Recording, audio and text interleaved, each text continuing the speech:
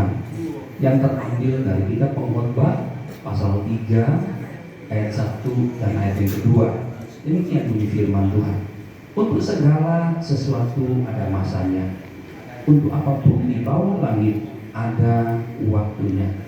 Ada waktu untuk lahir, ada waktu untuk meninggal, ada waktu untuk menanam, ada waktu untuk mencabut yang ditanam. Jemaat perkampungan yang Tuhan Yesus kasihi, berbagai macam usaha manusia untuk mempertahankan hidup ini. Ada orang yang berusaha bagaimana dia menjalani pola hidup yang sehat, dengan misalkan konsumsinya diatur secara baik. Bahkan mungkin ada yang vegetarian. Tujuannya untuk apa? Dia berusaha untuk hidup dengan cara sehat supaya umurnya bisa panjang. Ipar saya 30-an tahun, dia berusaha untuk hidup vegetarian. Ya 30 tahun di makannya sayur, makannya buah, daging-daging itu enggak. Tujuannya untuk apa? Supaya umur panjang. Ada orang yang dia olahraga supaya badannya sehat. Jadi berbagai macam cara yang diperbuat oleh manusia tujuannya supaya untuk bisa mempertahankan hidupnya itu bisa umur panjang, sehat, umur panjang umurnya. Yang mungkin kalau bisa ada pepatah yang mengatakan aku ingin hidup 1000 tahun lagi. Tetapi sebagai orang percaya, kalau kita melihat kebenaran firman Tuhan, untuk segala sesuatu itu ada waktunya. Alkitab katakan ada waktu untuk lahir, ada waktu untuk meninggal. Ini ketetapan Allah yang tidak bisa dirubah oleh manusia. Manusia bisa berusaha dengan caranya, dengan ilmu pengetahuan yang ada, tetapi Alkitab catat untuk segala sesuatu ada waktunya. Terkadang saya merenungkan kebenaran firman Tuhan ini. Mengapa ya Tuhan itu buat segala sesuatu itu ada waktunya? Semuanya dibatasi oleh Tuhan, ya, menurut ukuran Tuhan. Saya menjumpai di dalam kitab Pengkhotbah ini di bagian terakhir dari kitab Pengkhotbah pasal 12 ayat 13 dan 14 dikatakan, akhir kata dari segala yang didengar ialah takutlah akan Allah dan peliharalah perintah-perintahnya, karena ini adalah kewajiban setiap orang. Sesungguhnya Allah akan membawa setiap perbuatan ke penghakiman yang berlaku atas segala yang tersembunyi, entah itu baik, entah itu jahat. Kenapa? Supaya manusia ternyata harus hidup takut akan Allah. Nah, bagaimana aplikasi hidup kita takut akan Allah? Sebagai orang percaya tentunya kita harus rajin ibadah sama Tuhan. Pujian, penyembahan dan berdoa kepada Tuhan, baca firman Tuhan, ketaatan kepada firman Tuhan, kepada perintah-perintahnya. Ini yang Tuhan mau, hidup takut akan Tuhan. Karena apa? Bahwa segala perbuatan baik dari orang percaya itu akan dibawa ke hadapan Kristus sebagai hakim yang adil untuk dihakimi, entah itu baik, entah itu jahat. Yang jahat tentunya dia akan mengalami kerugian, tetapi yang baik yang dijumpai tentunya ada pahala yang Tuhan Yesus siapkan baginya. Ibu Lili Salim telah dipanggil oleh Tuhan. Di ibadah tutup peti saya mengatakan saya mengenal keluarga ini kurang lebih sekitar 20-an tahun, dan beribadah bersama-sama saya di gereja. Satu hal yang saya ambil dari Bu Lili, ketekunan imannya, satu ciri kehidupan yang takut akan Allah itu terlihat dari pribadinya. Bahkan ketika saya melayani perjamuan di rumah, saya layani dalam keadaan yang kondisi yang saya anggap itu sulit untuk bangun dari tempat tidur. Lalu saya berdoa, saya membaca Alkitab, berdoa bersama-sama, kemudian masuk di dalam perjamuan. Dia terus mengangkat tangannya. Lalu ketika saya akan pamit pulang, kami jalan, saya sama istri sama Pak Daud, ketika kami jalan keluar, ya, Bu Lili di dalam kamar, saya tinggal masih di ranjang, karena memang saya tahu bahwa kondisi fisiknya nggak mungkin dia akan berdiri. Tetapi ketika saya sampai di pintu pagar akan keluar, tahu-tahu sudah ada di belakang gitu. Ya, lalu sambil tersenyum, ya saya bisa jalan. Dari situ saya melihat hebat benar ya ketekunan iman daripada Bu Lili, ya kesembuhan hatinya.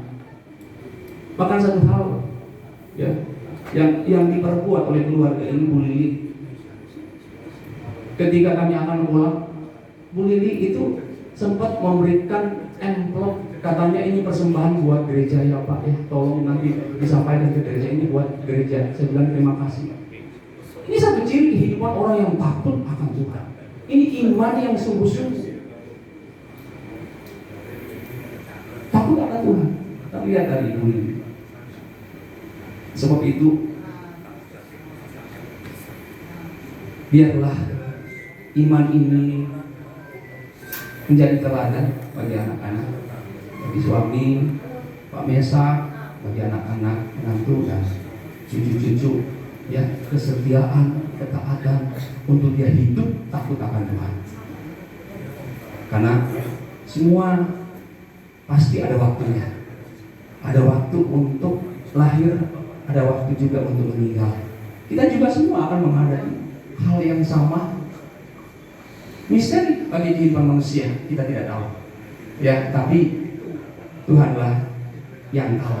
Oleh sebab itu bagaimana kita mempersiapkan diri sambil kita menantikan waktu yang seperti ini.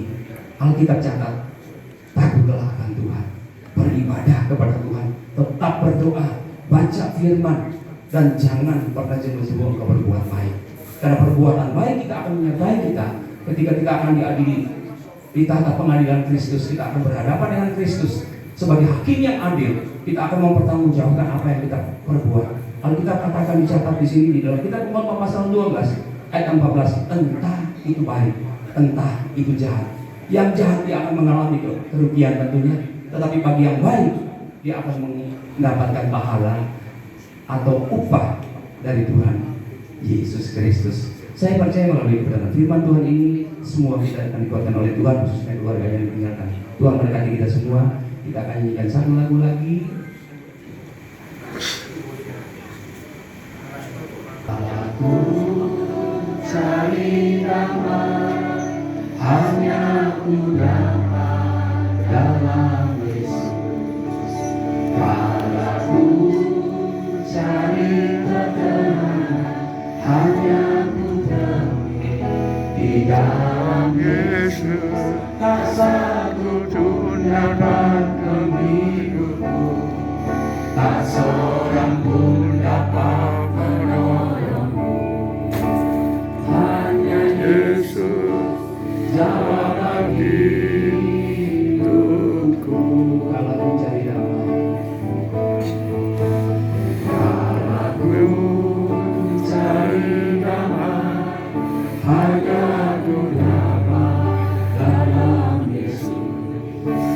Kalau aku cari ketenangan, hanya aku temui di dalam Yesus. Tak satu pun dapat menghiburku, tak seorang pun dapat menolongku. Hanya Yesus jawaban hidup. Hanya Yesus jawaban hidupku. Hanya Yesus jawaban hidup. Hanya Yesus jawaban hidup. Hanya Yesus jawaban hidupku.